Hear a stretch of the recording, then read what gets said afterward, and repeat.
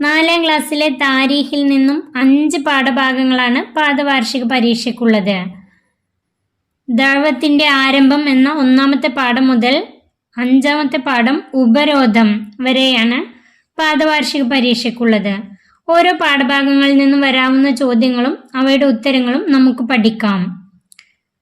നബി തങ്ങൾ ജനങ്ങളെ ഇസ്ലാമിലേക്ക് ക്ഷണിക്കാൻ തുടങ്ങിയത് എപ്പോൾ? അതിന്റെ ഉത്തരം നുബുവത്ത് ലഭിച്ചതിനെ തുടർന്ന്. ഇസ്ലാമിലേക്ക് ആദ്യമായി ജനങ്ങളെ ക്ഷണിച്ചത് എങ്ങനെ? അതിന്റെ ഉത്തരം രഹസ്യമായിട്ടായിരുന്നു ക്ഷണം. എത്ര വർഷക്കാലമാണ് നബി തങ്ങൾ രഹസ്യമായി ജനങ്ങളെ ക്ഷണിച്ചത്? അതിന്റെ ഉത്തരം 3 വർഷം. 3 വർഷമാണ് ക്ഷണിച്ചത്. പുരുഷന്മാരിൽ നിന്ന് ആദ്യമായി ഇസ്ലാം സ്വീകരിച്ചത് ആര്? ഉത്തരം അബൂബക്കർ ബിൻ അബി കുഹാഫ. സ്ത്രീകളിൽ നിന്ന് ആദ്യമായി ഇസ്ലാം സ്വീകരിച്ചത് ആര്? ഉത്തരം ഖദീജ ബിൻത് ഖുവൈലിദ് റളിയല്ലാഹു അൻഹ. കുട്ടികളിൽ നിന്ന് ആദ്യമായി ഇസ്ലാം സ്വീകരിച്ചത് ആര്? ഉത്തരം അലിയു ബിൻ അബി ത്വാലിബ് റളിയല്ലാഹു അൻഹു. അടിമത്വത്തിൽ നിന്ന് മോചിതരായവരിൽ ആദ്യമായി ഇസ്ലാം സ്വീകരിച്ചത് ആര്? ഉത്തരം സെയ്ദ് ബിൻ ഹാരിസ റളിയല്ലാഹു അൻഹു. രഹസ്യ പ്രബോധനവും ആരാധനകളും നടത്തിയിരുന്നത് എവിടെ? ഉത്തരം ദാറുൽ അർഖം. ഉത്തരം ദാറുൽ അർഖം. ഈ പാഠത്തിൽ നിന്നുള്ള ചോദ്യങ്ങൾ നോക്കാം. ഇസ്ലാമിലേക്ക് ആദ്യമായി നബി ജനങ്ങളെ ക്ഷണിച്ചത് എങ്ങനെ? അതിന്റെ ഉത്തരം രഹസ്യമായിട്ടായിരുന്നു ക്ഷണം. 2ാമത്തെ ചോദ്യം, രഹസ്യ ക്ഷണം കാരണമായി എന്തു സംഭവിച്ചു? ഉത്തരം പലരും ഇസ്ലാമിലേക്ക് വന്നു. ആദ്യമായി ഇസ്ലാം സ്വീകരിച്ചവർ ആരെല്ലാം? ഉത്തരം Abu Bakr bin Abi Quhafa, Khadija bint Khuwaylid റളിയല്ലാഹു അൻഹ, അലി ബിൻ അബി ത്വാലിബ് റളിയല്ലാഹു അൻഹു, സെയ്ദ് ബിൻ ഹാരിസ റളിയല്ലാഹു അൻഹു. വ്യക്തമാക്കാം പിതാക്കളുടെ പേരുകൾ. 1 ഖദീജ ബീവി. ഉത്തരം ഖുവൈലിദ്. പിതാവിന്റെ പേര് ഖുവൈലിദ്. 2ാമത്തെ അബൂബക്കർ റളിയല്ലാഹു അൻഹു. പിതാവിന്റെ പേര് അബി കുഹാഫ. 3ാമത്തെ സെയ്ദ് റളിയല്ലാഹു അൻഹു. പിതാവിന്റെ പേര് ഹാരിസ. 4ാമത്തെ അലി റളിയല്ലാഹു അൻഹു. പിതാവിന്റെ പേര് അബി ത്വാലിബ്. 2ാമത്തെ പാഠം പരസ്യ പ്രബോധനം. വ അൻദിർ അശീറത്തക്കൽ അഖ്റബീൻ എന്നതിന്റെ അർത്ഥം? നിങ്ങളുടെ ഏറ്റവും അടുത്ത ബന്ധുക്കൾക്ക് നിങ്ങൾ മുന്നറിയിപ്പ് നൽകുക. അതിനെ തുടർന്ന് നബി തങ്ങൾ ഏത് പർവ്വതത്തിലാണ് കയറിയത്? ഉത്തരം സഫ പർവ്വതത്തിൽ. നബി തങ്ങൾ അവരോട് ചോദിച്ചതെന്ത്? ഖുറൈശ് ഗോത്രക്കാരോട് നബി തങ്ങൾ ചോദിച്ചതെന്ത്? ഉത്തരം ഈ പർവ്വതത്തിന്റെ താഴ്വരയിലൂടെ നിങ്ങളെ ആക്രമിക്കാനായി ഒരു കുതിരപ്പടയാളി സംഘം വരുന്നുണ്ടെന്ന് ഞാൻ പറഞ്ഞാൽ നിങ്ങൾ അത് വിശ്വസിക്കുമോ? ഇതാണ് നബി തങ്ങൾ ചോദിച്ചത്. അതിന് അവർ പറഞ്ഞ മറുപടി എന്ത്? ഞങ്ങളത് വിശ്വസിക്കും, കാരണം ഞങ്ങൾ നിന്നിൽ നിന്ന് ഒരു കളവും അനുഭവിച്ചിട്ടില്ല. അതിന് മറുപടിയായി നബി തങ്ങൾ എന്താണ് പറഞ്ഞത്? ഖുറൈശ് സമൂഹമേ, നിങ്ങളുടെ ശരീരങ്ങളെ നരകത്തെ തൊട്ട് നിങ്ങൾ രക്ഷിക്കുക. അതുകേട്ട നബിയുടെ പിതൃവ്യൻ അബൂലഹബ് എന്താണ് പറഞ്ഞത്? തബ്ബാലക്ക അലി ഹാദ ജമഅത്തന. അതിന്റെ അർത്ഥം, നിനക്ക് നാശം, ഇതിനാണോ നീ ഞങ്ങളെ വിളിച്ചുകൂട്ടിയത്? അപ്പോൾ തബ്ബത് യദാ അബീ ലഹബിൻ എന്ന സൂറത്ത് അവതരിക്കപ്പെടുകയുണ്ടായി. ഈ പാഠത്തിൽ നിന്നുള്ള ചോദ്യങ്ങൾ. 1ാമത്തെ, ഖുറൈശ് ഗോത്രക്കാരെ സഫ പർവ്വതത്തിൽ നിന്ന് വിളിച്ചത് ആര്? ഉത്തരം നബി സല്ലല്ലാഹു അലൈഹി വസല്ലമ. 2ാമത്തെ ചോദ്യം, അവരോട് നബി ചോദിച്ചത് എന്ത്? ഉത്തരം ഈ പർവ്വതത്തിന്റെ താഴ്വരയിലൂടെ നിങ്ങളെ ആക്രമിക്കാനായി ഒരു കുതിരപ്പടയാളി സംഘം വരുന്നുണ്ടെന്ന് ഞാൻ പറഞ്ഞാൽ നിങ്ങൾ അത് വിശ്വസിക്കുമോ? 3ാമത്തെ ചോദ്യം, അവർ മറുപടി പറഞ്ഞത് എന്ത്? അതിന്റെ ഉത്തരം, ഞങ്ങൾ അത് വിശ്വസിക്കും, കാരണം ഞങ്ങൾ നിന്നിൽ നിന്ന് ഒരു കളവും അനുഭവിച്ചിട്ടില്ല. 4ാമത്തെ ചോദ്യം, നബി സല്ലല്ലാഹു അലൈഹി വസല്ലം തങ്ങൾ ഖുറൈശ് ഗോത്രക്കാരെ വിളിച്ചു, ആരെല്ലാം വന്നു? അതിന്റെ ഉത്തരം, അവർ എല്ലാവരും വന്നു. അതിന്റെ ഉത്തരം അവർ എല്ലാവരും വന്നു. അടുത്ത ചോദ്യം, ആരാണ് പറഞ്ഞത് നിങ്ങൾ നിങ്ങളുടെ ശരീരത്തെ നരകത്തിൽ നിന്ന് രക്ഷിക്കുക?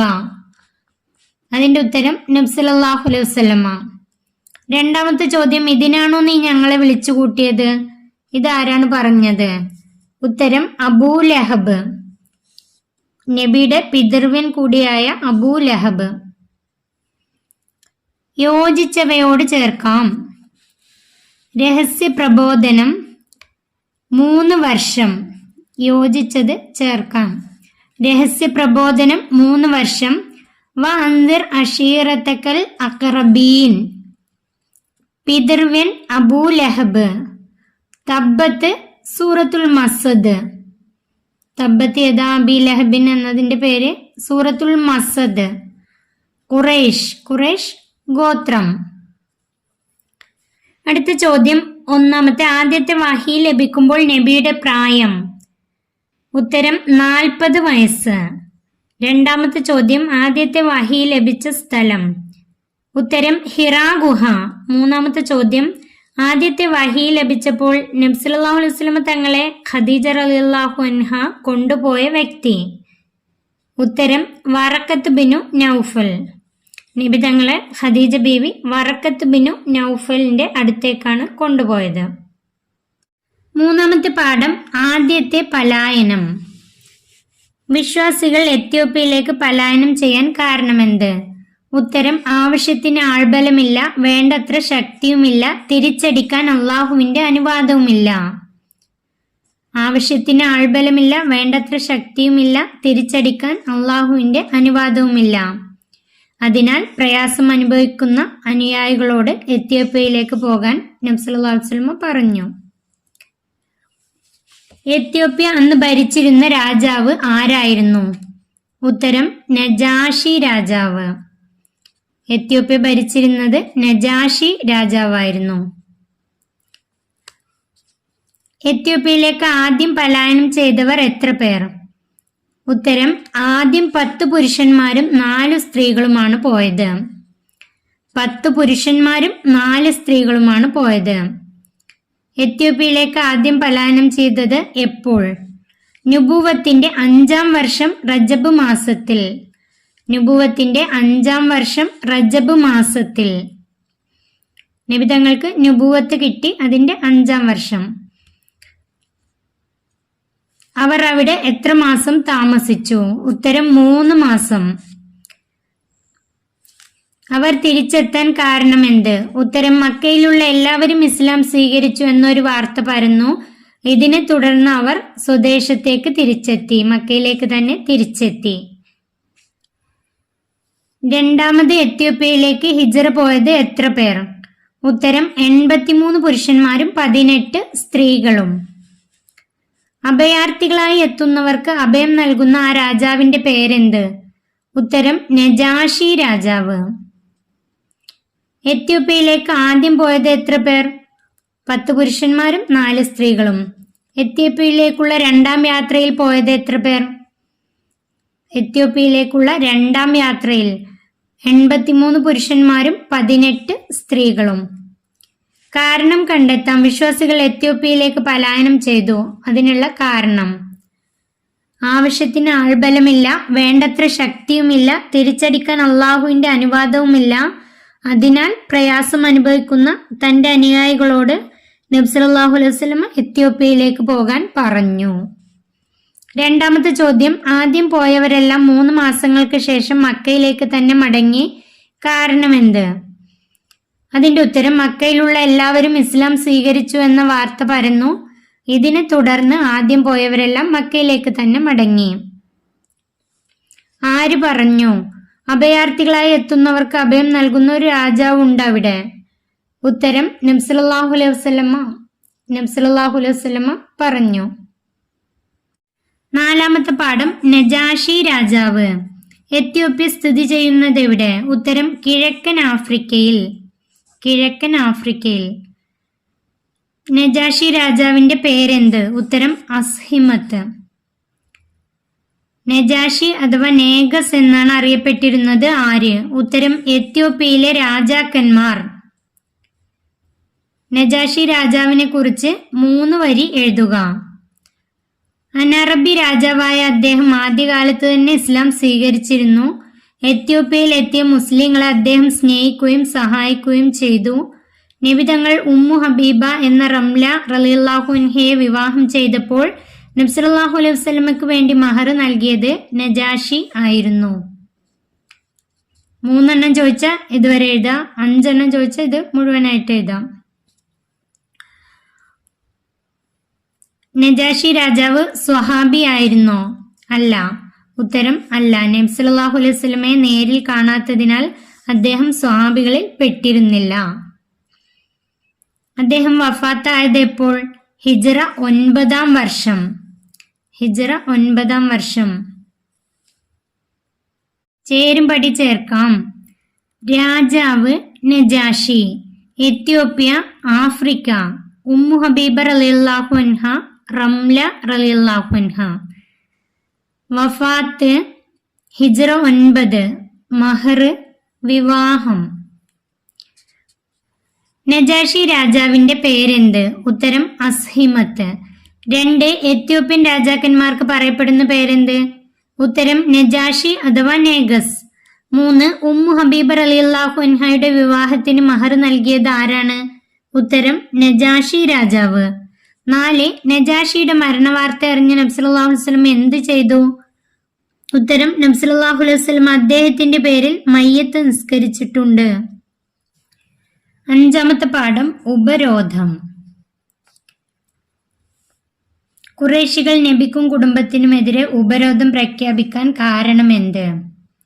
ഉത്തരം ഖുറൈശികൾ നബി സല്ലല്ലാഹു അലൈഹി വസല്ലമയുടെ രക്ഷകർത്താവായ അബൂ ത്വാലിബിനെ ചെന്ന് കണ്ടു. തങ്ങൾക്ക് മുഹമ്മദിനെ വിട്ടുതരണമെന്ന് അവർ ആവശ്യപ്പെട്ടു. അബൂ ത്വാലിബ് അത് നിരാകരിച്ചു. ഉപരോധം വന്നതോടെ നബിയും കുടുംബവും എവിടെയാണ് താമസിച്ചത്? ഉത്തരം ഒരു മലഞ്ചെരുവിൽ.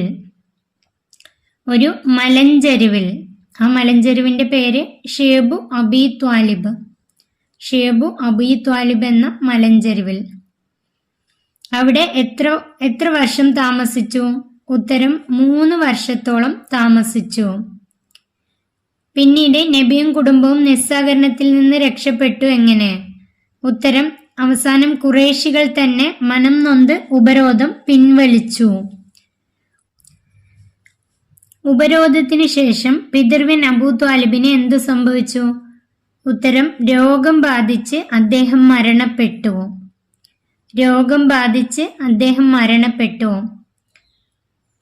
അബൂ ത്വാലിബിന്റെ മരണത്തിന്റെ 3-ാം നാൾ ഖദീജ ബീവിയും വഫാത്തായി.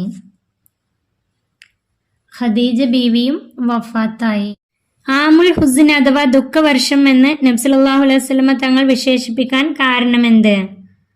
ഉത്തരം അബൂ ത്വാലിബിന് രോഗം ബാധിച്ച് അദ്ദേഹം മരണപ്പെട്ടു. അദ്ദേഹത്തിന്റെ മരണത്തിന്റെ 3-ാം നാൾ ഖദീജ റളിയല്ലാഹു അൻഹയും വഫാത്തായി. പിതൃവ്യന്റെയും പത്നിയുടെയും ദേഹവിയോഗം നബി സല്ലല്ലാഹു അലൈഹി വസല്ലമയെ ഏറെ വേദനിപ്പിച്ചു. അതിനാൽ ഈ വർഷത്തെ ആമുൽ ഹുസ്ൻ അഥവാ ദുഃഖവർഷം എന്നാണ് നബി സല്ലല്ലാഹു അലൈഹി വസല്ലമ തങ്ങൾ വിശേഷിപ്പിച്ചത്. ആമുൽ ഹുസ്ൻ അഥവാ ദുഃഖവർഷം എന്നായിരുന്നു? ഉത്തരം നുബുവത്തിന്റെ 10-ാം വർഷമായിരുന്നു അത്. നബി തങ്ങൾക്ക് അപ്പോൾ 50 വയസ്സായിരുന്നു. കാരണം വിവരിക്കാം. 1 ഖുറൈശികൾ നബി സല്ലല്ലാഹു അലൈഹി വസല്ലമക്കും കുടുംബത്തിനുമെതിരെ ഉപരോധം ഏർപ്പെടുത്തി. കാരണം ഉത്തരം ഖുറൈശികൾ നബി സല്ലല്ലാഹു അലൈഹി വസല്ലമയുടെ രക്ഷകർത്താവായ അബൂ ത്വാലിബിനോട് മുഹമ്മദിനെ വിട്ടുതരണം എന്ന് ആവശ്യപ്പെട്ടപ്പോൾ അബൂ ത്വാലിബ് അത് നിരാകരിച്ചു. 2 നുബുവത്തിന്റെ 10-ാം വർഷത്തിന് ആമുൽ ഹുസ്ൻ എന്ന് പറയുന്നു. കാരണമെന്ത്? ഉത്തരം നബി സല്ലല്ലാഹു അലൈഹി വസല്ലമയുടെ പിതൃവ്യൻ അബൂ ത്വാലിബിന് രോഗം ബാധിച്ച് അദ്ദേഹം മരണപ്പെട്ടു. അതിന്റെ 3-ാം നാൾ ഖദീജ റളിയല്ലാഹു അൻഹയും വഫാത്തായി. പിതൃവ്യന്റെയും പത്നിയുടെയും ദേഹവിയോഗം നബി സല്ലല്ലാഹു അലൈഹി വസല്ലമയെ ഏറെ വേദനിപ്പിച്ചു. അതിനാൽ ഈ വർഷത്തിന് ആമുൽ ഹുസ്ൻ അഥവാ ദുഃഖവർഷം എന്നാണ് നബി സല്ലല്ലാഹു അലൈഹി വസല്ലമ തങ്ങൾ വിശേഷിപ്പിച്ചത്. ഉത്തരം പറയാം. എത്ര വർഷമാണ് നബിക്കും കുടുംബത്തിനും മലഞ്ചെരുവിൽ കഴിയേണ്ടി വന്നത്? ഉത്തരം 3 വർഷം. ആരാണ് നബി സല്ലല്ലാഹു അലൈഹി വസല്ലമക്കും കുടുംബത്തിനും എതിരെ ഉപരോധം ഏർപ്പെടുത്തിയത്? ഉത്തരം ഖുറൈശികൾ. 3 അബൂ ത്വാലിബ്, ഖദീജ റളിയല്ലാഹു അൻഹ ഇവരിൽ ആരാണ് ആദ്യം മരണപ്പെട്ടത്? ഉത്തരം അബൂ ത്വാലിബ്. നബി സല്ലല്ലാഹു അലൈഹി വസല്ലമയും കുടുംബവും ഉപരോധ കാലത്ത് താമസിച്ച സ്ഥലം? ഉത്തരം ഷിഅബു അബീ ത്വാലിബ്. ഷിഅബു അബീ ത്വാലിബ്. ഓർമ്മിച്ചെടുക്കാം. 1. അബൂ ത്വാലിബിന്റെ സംരക്ഷണം തുടങ്ങുമ്പോൾ നബി സല്ലല്ലാഹു അലൈഹി വസല്ലമയുടെ പ്രായം? ഉത്തരം 8 വയസ്സ്. നബി തങ്ങൾക്ക് 8 വയസ്സുള്ളപ്പോഴാണ് ഉപ്പാപ്പ അബ്ദുൽ മുത്തലിബ് മരണപ്പെട്ടു. അതിനുശേഷം അബൂ ത്വാലിബിന്റെ സംരക്ഷണത്തിലായി. നബി തങ്ങൾ 8 വയസ്സുള്ളപ്പോൾ അബൂ ത്വാലിബിന്റെ സംരക്ഷണത്തിലായി. 2. അബൂ ത്വാലിബിനോടൊപ്പം നബി സല്ലല്ലാഹു അലൈഹി വസല്ലമ ചെയ്ത യാത്ര? അതിന്റെ ഉത്തരം നബി തങ്ങൾക്ക് 12 വയസ്സ് പ്രായമുള്ളപ്പോൾ അബൂ ത്വാലിബിന്റെ കൂടെ ഷാമിലേക്ക് യാത്ര ചെയ്തു. അവർ ബുസ്ര എന്ന സ്ഥലത്ത് എത്തിയപ്പോൾ ബഹിറ എന്ന ക്രിസ്തീയ പുരോഹിതൻ നബി തങ്ങളെ കാണുകയും ലോകത്ത് വരാനിരിക്കുന്ന അന്ത്യപ്രവാചകന്റെ ലക്ഷണങ്ങൾ നബി തങ്ങളിൽ നിന്ന് അദ്ദേഹം മനസ്സിലാക്കുകയും ചെയ്തു. ഈ കുട്ടിയെ ശ്രദ്ധിക്കണം, യഹൂദികൾ അപായപ്പെടുത്താൻ സാധ്യതയുണ്ട് എന്ന് അയാൾ അബൂ ത്വാലിബിനോട് പറഞ്ഞപ്പോൾ അവർ ഉടനെ മക്കയിലേക്ക് തന്നെ മടങ്ങിപ്പോന്നു. 3. ഖദീജ റളിയല്ലാഹു അൻഹയുമായുള്ള നബി സല്ലല്ലാഹു അലൈഹി വസല്ലമ തങ്ങളുടെ വിവാഹം? അതിന്റെ ഉത്തരം ഖുറൈശ് ഗോത്രത്തിലെ ഖുവൈലിദിന്റെ മകളാണ് ഖദീജ ബീവി. ഒരിക്കൽ ഖദീജ ബീവിയുടെ കച്ചവട ആവശ്യാർത്ഥം നബി തങ്ങൾ ഖദീജ ബീവിയുടെ സേവകൻ മൈസറത്തുമൊത്ത് ഷാമിലേക്ക് യാത്ര ചെയ്തു. ഒരു മരച്ചുവട്ടിൽ വിശ്രമിക്കുമ്പോൾ നസ്തൂറ എന്ന പുരോഹിതൻ നബി തങ്ങളെ കാണാനിടയായി. ഈ മരച്ചുവട്ടിൽ ഇരിക്കുന്നത് ഒരു നബി അല്ലാതെ മറ്റാരുമല്ല എന്ന് അദ്ദേഹം പറഞ്ഞു. യാത്രയിൽ നബി തങ്ങൾക്ക് മാത്രം മേഘം തണലിട്ട് കൊടുത്തു. കച്ചവടത്തിൽ പതിവിലേറെ ലാഭമുണ്ടായി. യാത്രയിൽ അത്ഭുതങ്ങളും നബി തങ്ങളുടെ സത്യസന്ധതയും മൈസറത്ത് അറിയിച്ചപ്പോൾ ഖദീജ ബീവി വളരെ സന്തോഷിച്ചു. തുടർന്ന് അവർ നബി തങ്ങളുമായി വിവാഹ അന്വേഷണം നടത്തി. 2 മാസത്തിനകം ആ വിവാഹം നടന്നു. 5 പാഠങ്ങളിൽ നിന്നുള്ള എല്ലാ ചോദ്യങ്ങളും അവയുടെ ഉത്തരങ്ങളും അടങ്ങുന്ന ഈ വീഡിയോ ഇവിടെ അവസാനിക്കുന്നു. 4ാം ക്ലാസ്സിലെ പ്രിയപ്പെട്ട കുട്ടികൾക്ക് വീഡിയോ ഉപകാരപ്പെട്ടാൽ ചാനൽ സബ്സ്ക്രൈബ് ചെയ്യാനും ലൈക്ക് ചെയ്യാനും മറക്കല്ലേ.